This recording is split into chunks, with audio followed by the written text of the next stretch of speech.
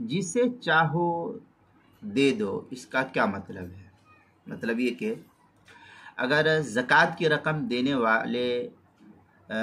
والے نے وکیل سے یہ کہا کہ یہ رقم آپ جسے چاہو دے دو، تو وکیل کے لیے وہ رقم کسی مستحق زکوٰۃ آدمی کو دے دینا لازم ہوگا۔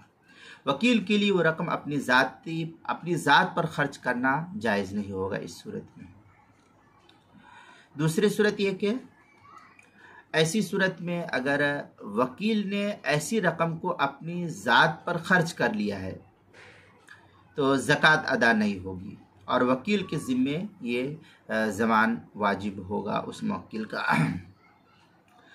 چنانچہ البحر الرائق میں ہے وَلِلْوَكِيلِ بِدَفْعِ الزَّكَاةِ أَن يَدْفَعَهَا إِلَى وَلَدِ نَفْسِهِ كَبِيرًا كَانَ أَوْ صَغِيرًا۔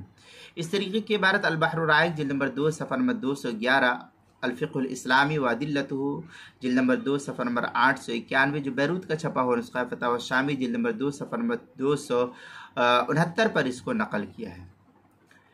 تیسری صورت یہ کہ جسے چاہو دے دو، یہ جملہ توکیل ہے، تملیک نہیں ہوتا ہے، لہذا کسی اور آدمی کو دینا لازم ہوگا موکل کا یہ جملہ جو شمار ہوتا ہے۔